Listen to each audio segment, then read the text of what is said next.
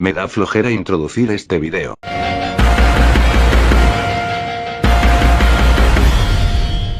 El noveno episodio empieza con Optimus Prime, Megatron y la familia Malto llegando a un lugar donde al parecer se realizará una ceremonia para conmemorar el aniversario de la alianza entre los Autobots y Ghost, escena donde podemos ver como el ex líder Decepticon sigue teniendo roces con la organización. De repente aparecen dos jets en el cielo. Al inicio el público cree que se trata de un espectáculo aéreo, pero pronto los aviones empiezan a bombardear el lugar, esto antes de transformarse para revelar que son Decepticons. La morada se llama Skywarp, y originalmente era un personaje masculino que debutó en el número 1 de los cómics de Transformers de Marvel. Meses más tarde haría su aparición en la caricatura, formando parte del trío principal de Seekers junto a Starscream y Thundercracker, y a partir de aquí siguió apareciendo en varias continuidades a lo largo de los años, pero salvo la de IDW ninguna de sus versiones destacó realmente, siendo a menudo opacado por sus dos compañeros. Como tal, la Skywarp de Hertzspark no es la primera versión femenina del personaje, ya que con anterioridad Cyberverse igualmente lo había retratado como una mujer, pero mucha gente ni se dio cuenta debido a la poca relevancia que tuvo en dicha serie, a tal punto de ser la única Seeker del programa que no posee ni una sola línea de diálogo. Por otro lado, el Seeker amarillo hizo un breve debut y despedida prácticamente como un personaje de fondo en el capítulo 6 de Generación 1, donde jamás le llaman por su nombre, así que tendríamos que esperar más de 30 años para que Hasbro por fin se dignase a ponerle una designación oficial a través del Pregúntale a Vector Prime, siendo esta Nova Storm. El personaje original era masculino, pero después sus versiones de Transformers Cyberverse y la continuidad a IDW 2019 la retrataron como una fembot, rasgo que ahora es heredado a su versión de Hertzspark.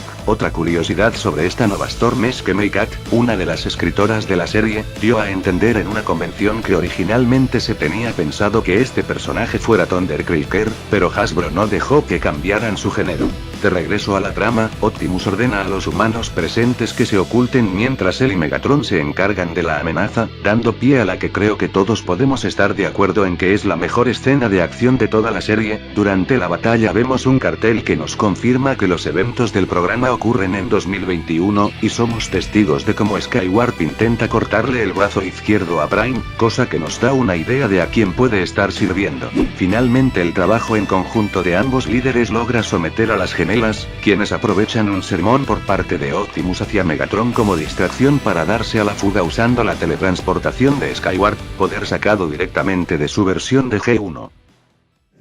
Los Seekers nos atacaron, Megatron. Todos nos dieron defender a nuestros aliados humanos. ¿Aliados? ¡Qué ingenuo sueño! La guerra claramente no ha terminado para los Cybertronianos, y cada humano que observa tiene nuevas razones para temernos. Ahora nos adentramos a la guarida de Mandroid, donde nos enteramos de que, como se puede asumir, el doctor tenía un trato con las gemelas para que le trajeran el brazo de Optimus, pero al haber fallado decide diseccionarlas con la ayuda de sus aracnomechas. No obstante, al ver que gracias a la anterior pelea los medios de comunicación están retratando de forma negativa a los cybertronianos en general, concluye que con vida les serán de mayor utilidad. Más tarde ese día los terranos, llenos de impotencia por no haber podido ayudar a su familia cuando estaban en peligro debido a la necesidad de mantenerse en secreto, le reclaman a Optimus. Durante la discusión sale a colación el tema del origen de los Terrans, y luego de dialogarlo todos se deciden a ir a aquella cueva en la que nacieron Twitch y Trash, esto con la esperanza de encontrar una forma de crear más Transformers que puedan suceder a la raza cybertroniana, pero antes de emprender el viaje Prime recibe una llamada por parte del agente Exploder, quien le informa que Skywarp y Nova Storm han sido detenidas y deben ser escoltadas hasta una de las prisiones de Ghost. Optimus envía a Dot y a Megatron a encargarse mientras él, Bumblebee y los demás se van en busca de la cueva. El ex líder Decepticon y Dorothy se reúnen en el depósito donde capturaron a las dos Seekers, escena en que podemos escuchar el mítico grito de Wilhelm. Un efecto de sonido que ha sido utilizado en cientos de producciones audiovisuales desde que sonó por primera vez en Distant Drones de 1951, y que dentro de la franquicia pudo ser escuchado anteriormente en la octava misión de Fall of Cybertron, en 2 capítulos de Rescue Bots Academy, e incluso en la película del 2007.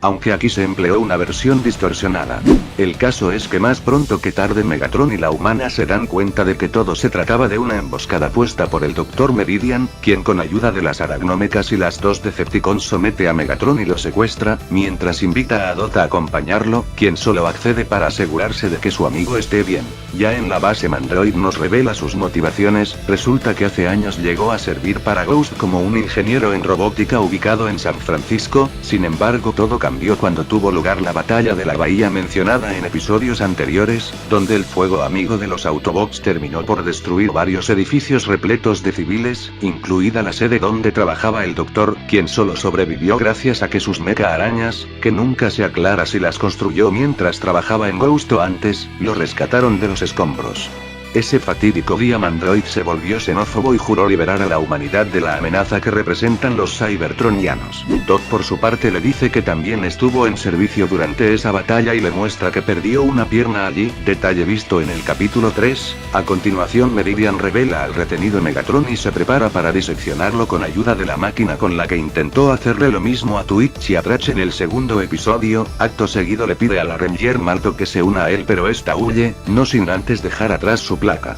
Mandroid aprovecha este objeto como prueba de que tienen a Dot de rehén, así que envía a Skywarp y Novastorm a entregársela a Optimus para hacer que venga por las buenas y así quitarle una que otra extremidad. En otra parte los demás finalmente encuentran la cueva. Bumblebee y Prime se quedan afuera por obvias razones mientras que los Mato entran al lugar. Aquí volvemos a ver el símbolo de Quintus Prime, en esta ocasión bien posicionado, y una vez más a la Emberstone, reliquia perteneciente a este último que no veíamos desde el inicio de la serie. Alex hace una de las mejores referencias del programa al darle ánimos a sus hijos diciéndoles que tienen el toque, en una clara alusión a la mítica The Touch, canción de Stan Bosch que originalmente fue compuesta para la película Cobra, de Sylvester Stallone, pero que terminó sonando en la película de Transformers del 86 debido a que fue lo mejor que la disquera pudo conseguir. Y a partir de allí ha sido usada múltiples veces en proyectos tanto dentro como fuera de la franquicia. Volviendo al tema, Moe y Robbie intentan replicar lo que hicieron cuando Trash y Twitch salieron de las aguas en el primer capítulo, pero como esta vez no ocurre nada le llevan la piedra a Optimus, a lo que este la identifica y en compañía de Alex explica su lore. Sin embargo, justo en ese momento llegan Skywarp y Novastorm. Mandroid te envía sus saludos, solicita a Optimus, pero extendemos su convocatoria a los infames terranos. Y a Bumblebee, que volvió de la muerte sufriendo una crisis de mediana edad. Entre todo esto la piedra empieza a emitir una voz, así que con urgencia los Mato vuelven a la cueva mientras Bill y Prime pelean con las gemelas, quienes no vienen solas ya que trajeron a un montón de aracnomecas que ni idea de cómo cupieron en sus cabinas. Estas terminan por perseguir y acorralar al grupo de la cueva, pero momentos después la Emberstone, al ver que la necesitan, se activa y destruye a todas las arañas, cosa que concuerda con lo que decía aquella inscripción en Cybertroniano del séptimo capítulo. Al final, y con una nueva serie de símbolos que traducidos significan evolución de esperanza, el artefacto da vida a 3 nuevos terranos, pero la alegría dura poco ya que Novastorm bombardea el lugar desde afuera segundos antes de ser capturada junto a... Esta historia continuará. De inmediato. Todos logran sobrevivir gracias a la ayuda de los nuevos Terrans, quienes se presentan como Nightshade y Jawbreaker. Ninguno de estos había aparecido con anterioridad en la franquicia, al menos no como tal, pero sus nombres fueron previamente ocupados por otros personajes dentro de la misma. Para empezar,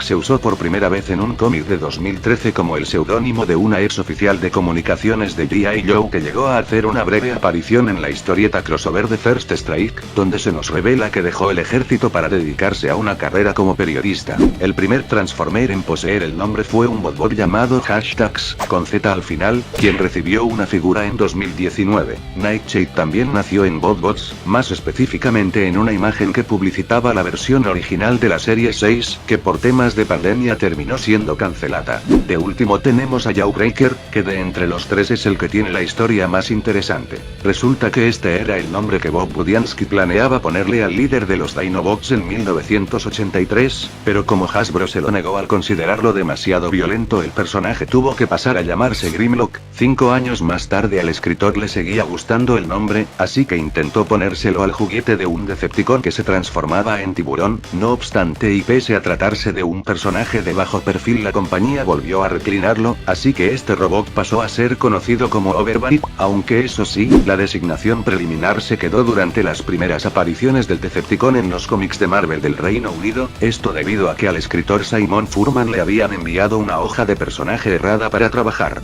Finalmente en 1999 una Hasbro mucho menos restrictiva usó el nombre para la figura de un Maximal que salió como parte de la última oleada de la línea original de Beast Wars. Eso y también es el nombre de un dulce, como dice Mo.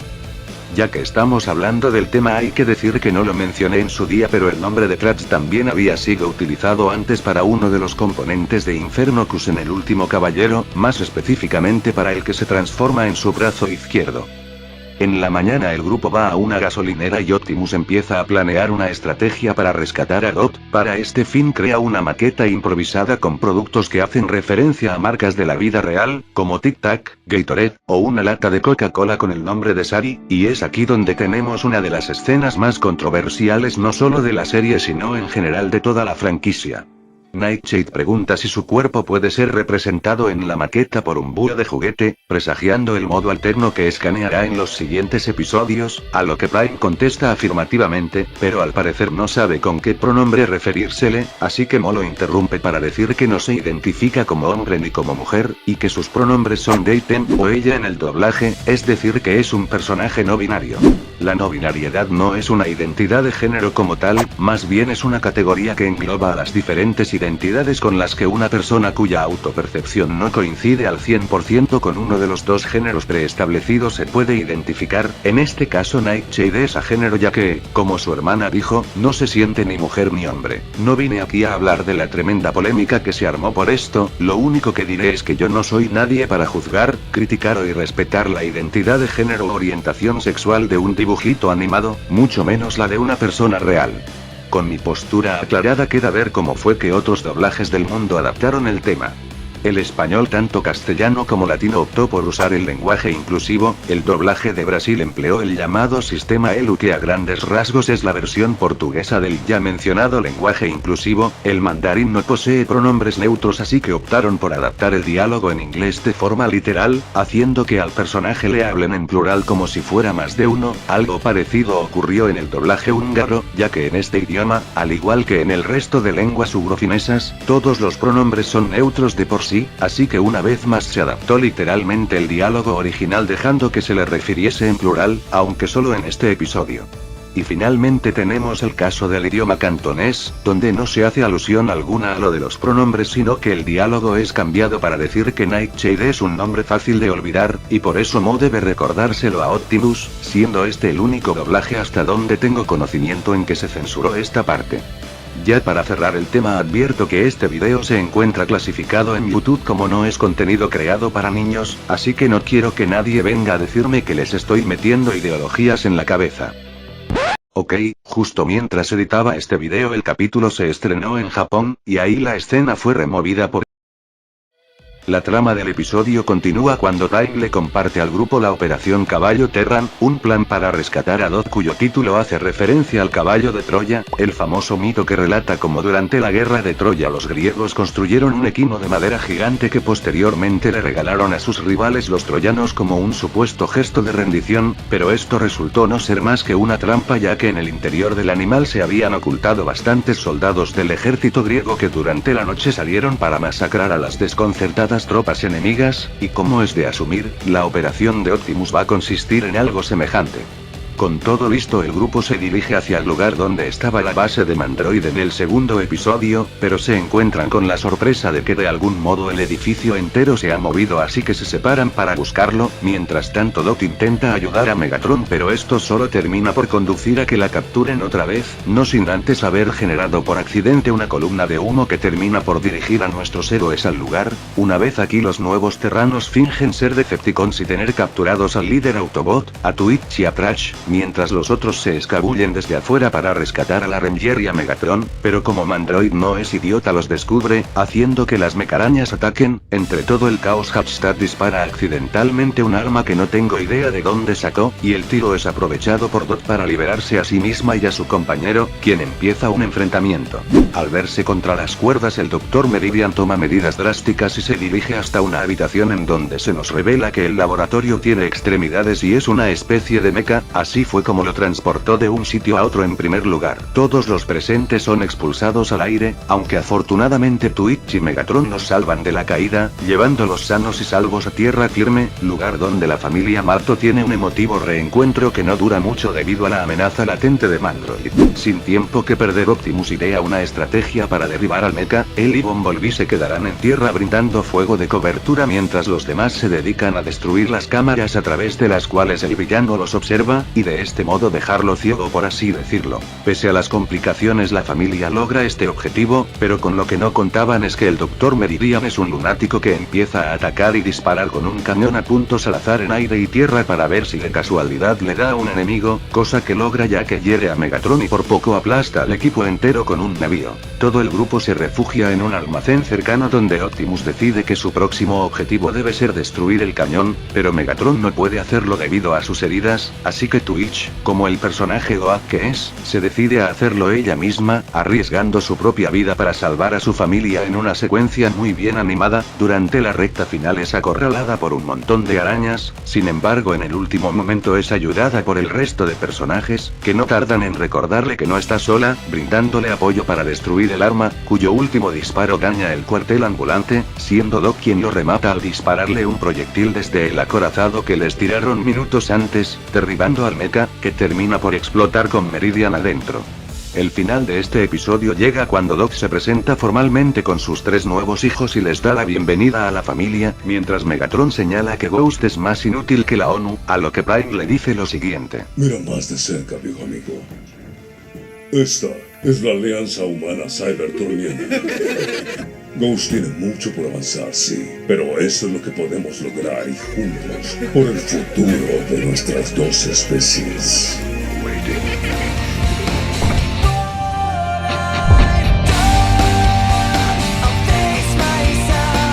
Si es que esta serie de videos continúa, me gustaría cambiar un poco el formato, resumir primero los episodios y luego contar sus curiosidades, esto ya que el modo en que lo estoy haciendo, es decir, ir narrando el capítulo y meter los datos de por medio, termina con un resultado algo ineficiente al no poder darle demasiada agilidad al guión, lo que termina por hacer que omita cosas como un pequeño error de este capítulo en el que Twitch dice el nombre de la Emberstone antes de saber cómo se llamaba, o detalles algo irrelevantes como que en dado momento Mandroid reconoce a Alex, confirmando lo que se había dado a entender en el capítulo 7, así que comenten qué les parece la idea. En esta ocasión no hay opiniones de diseños ni pregunta porque me da flojera, así que chao.